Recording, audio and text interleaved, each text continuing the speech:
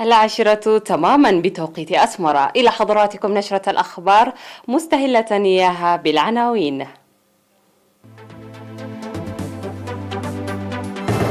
الاتصالات تغطي 90% من البلاد.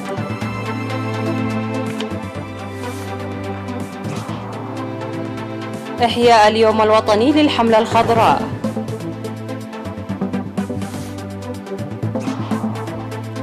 سكان ماي عيني والدقيح يصينون سد مياه. تجدد القصف الإسرائيلي على غزة وسط مساعي دولية وإقليمية لوقف إطلاق النار.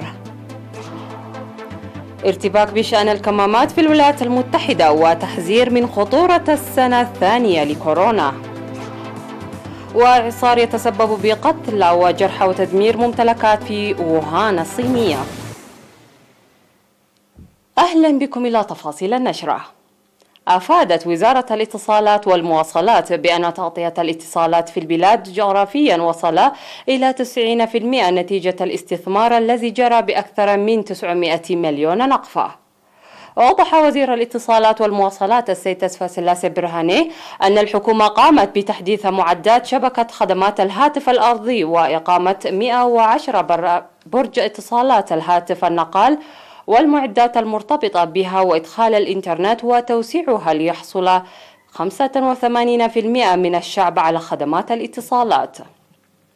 أوضح الوزير تسفى سلاسي في مقابلة مع إيرنا بمناسبة الذكرى 30 لاستقلال البلاد أن هدف شركة إيرتيل وجود طاقة متطورة تتماشى مع رغبة الوطن والشعب وتساير الاتصالات الوطنية والدولية، وتعمل لتحقيق ذلك إرساء تقانة خدمات الاتصالات بقدرات عالية وخدمات متطورة سريعة تتماشى مع الاختراعات والاتصالات الحديثة المتطورة وتغطي كافة أرجاء البلاد. وقال إن خدمات الإنترنت التي بدأت عام 2010 بنصف ميجاوات زادت ب90 ضعفا في ال10 سنوات الماضية نتيجة الجهود المبذولة، وقد اكتمل العمل لحصول المدن والبلدات البعيدة على الإنترنت بالواي فاي قريبا، إضافة إلى بدء تقديم خدمة الإنترنت لأيام قليلة من أجل الأبحاث على أساس الحجم.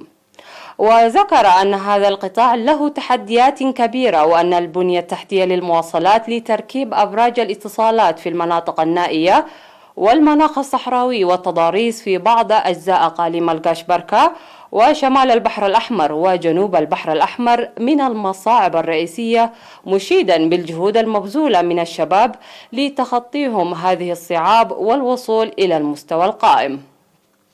وأفاد أن هيئة الاتصالات إيرتيل أقامت مركز تدريب في بيت قرقيش لتطوير القدرات البشرية، ويقدم المركز التدريب على طول السنة للشباب القادمين من جميع الأقاليم في مختلف المجالات، وقد درب أكثر من 400 شاب في السنوات ال10 الماضية.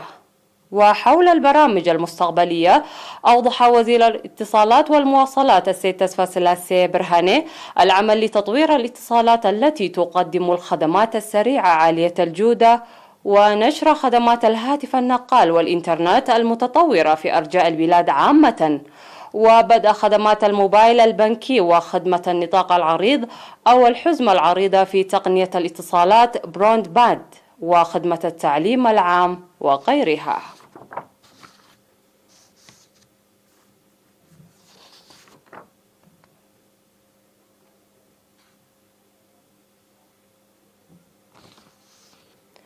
أحيا الإقليمين الأوسط والجنوبي 15 من مايو اليوم الوطني للحملة الخضراء بالتشجير ورعاية الأشجار. وجرت أنشطة يوم الحملة الخضراء في الإقليم الأوسط في المدارس وبيت قرقيش. وقال ممثل سلطة الغابات والحياة البرية سيد أبراهام تخلي إن برنامج التشجير جزءا من برامج الحملة الخضراء المنفذة على مستوى الأقاليم، وقد تم إعداد أكثر من 1,000,000 شتلة لقرصها من مختلف الجهات مع دخول موسم الأمطار. وذكر مسؤول التنمية الخضراء الطلابية إقامة الأندية الخضراء في 138 مدرسة بالإقليم الأوسط. وقال المشاركون في الحملة إن التشجير يجب ترسيخه كثقافة باعتباره يهم المجتمع عامة، وفي الأقليم الجنوبي أشاد مسؤول سلطة الغابات والحياة البرية سيد جبر ميكائيل برهي بالتشجير الذي جرى في مدرسة ساتريب بإشراف النادي الأخضر. وأوضحت مديرة المدرسة الأستاذة أجاولدا جبرائيل قرص أكثر من 2500 من 14 نوعا أشجار بأنشطة النادي الأخضر التي بدأت عام 2012-2013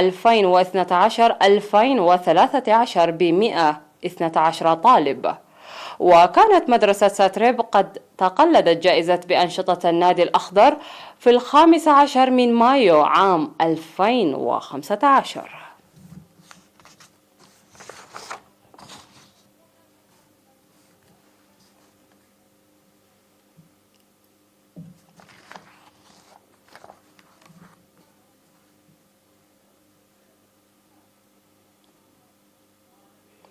يقوم سكان عدد من القرى في مديريتي ميعيني وعدقيح بصيانة سد تضرر العام الماضي بالسيول، وتجري أعمال الصيانة بموجب الدراسات التي قام بها خبراء إدارة الأقليم الجنوبي لإصلاح المكان المنجرف من السد.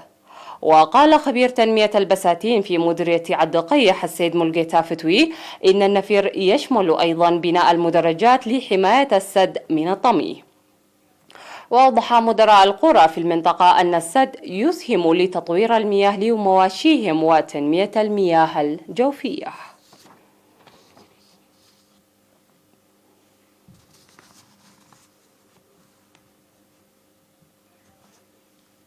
يقوم سكان فورب بصيانة مؤسسات الخدمات الاجتماعية بالنفير الشعبي، وتشمل أعمال الصيانة الجارية بإدارات الضواحي والجيش الشعبي، سور المدارس والداخلية، وبناء سور لمقبرة الشهداء ونظافة البيئة. وقال المشرفون على العمل إن النفير يستمر منذ شهر مارس بمشاركة واسعة.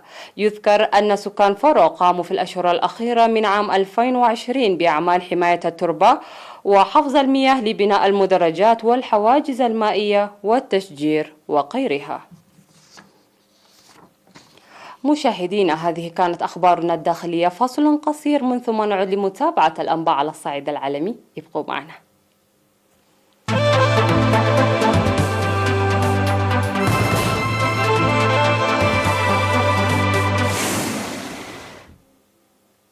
مرحبا بكم مجددا.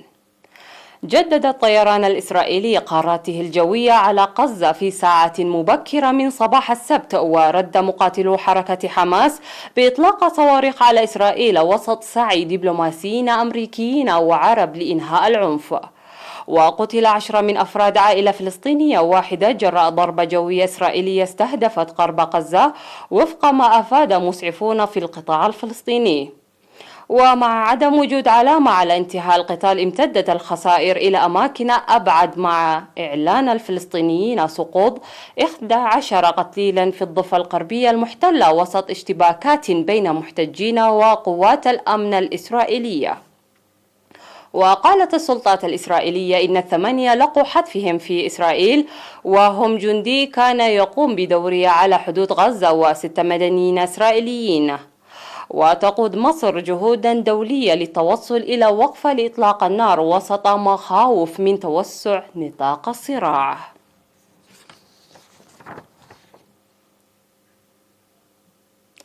تشهد الولايات المتحدة حالة إرباك وجدلا حادا بشأن توصية تسمح للذين تلقوا اللقاح المضاد لكورونا بعدم وضع كمامات، بينما حذرت منظمة الصحة العالمية من أن وباء كوفيد-19 في طريقه للتسبب بعدد من الوفيات أكبر من ذاك الذي سجل في عام 2020. وبينما يلوح في دول عدة أمل في العودة إلى حياة طبيعية أكثر، ما زالت بلدان أخرى مثل الهند عالقة في دوامة الانتشار المدمر للوباء. وأودى وباء كوفيد-19 بحياة 3.3 ملايين شخص منذ نهاية ديسمبر 2019، بينما ما زال ظهور نسخ متحورة من الفيروس والتفاوت في تقدم حملات التطعيم يثير قلقا.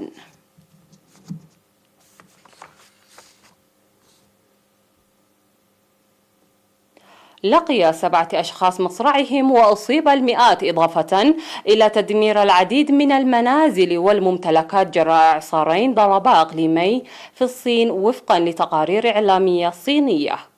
وقالت وكالة الأنباء الصينية شينخوا إن إعصارين اجتاحا مدينة ووهان بوسط الصين وبلدة في إقليم جيانغوسا الشرقي، مما أسفر عن وقوع ضحايا وإلحاق خسائر مادية في الممتلكات. ودمر الإعصار 27 منزلا وألحق أضرارا بنحو 130 منزلا آخر، كما أفادت وكالة رويترز. وأضافت وكالة الأنباء الصينية إن إعصارا آخر اجتاح بلدة شينغي بأقليم جينغسوا، مما أسفر عن مقتل شخص وإصابة 21 آخرين، فيما ألحقت الرياح الشديدة أضرارا بمنشآت كهرباء وهدمت عدة مصانع بحسب ما أفاد مسؤولون في دائرة الإطفاء. الجدير بالذكر أنه غالبا ما تضرب الأعاصير إقليم جينغوسا في أواخر فصل الربيع وأوائل الصيف. والخبر الأخير في هذه النشرة: في سابقة فضائية للدولة الآسيوية، نجحت الصين في إنزال روبوت صغير يتم التحكم فيه عن بعد على سطح المريخ وفق تأكيد وسائل إعلام حكومية محلية. وهي المحاولة الأولى المستقلة للصينيين الذين يطمحون في إنجاز كل ما حققه الأمريكيون في العديد من بعثات المريخ منذ ستينيات القرن الماضي. وأطلق الصينيون في نهاية يوليو 2020 من الأرض مهمتهم غير المأهولة تيانيون، التي تحمل اسم المسبار الذي أرسل إلى الفضاء، كما أنه مزود بكاميرات ورادار وليزر، مما سيسمح له بدراسة بيئة المريخ وتحليل تكوين صخور الكوكب.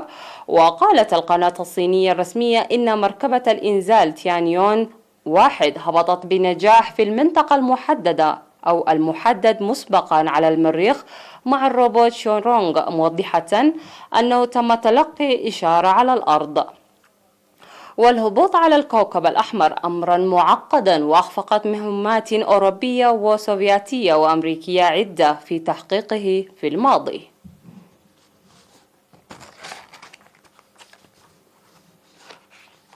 انتهت النشرة، إلى اللقاء.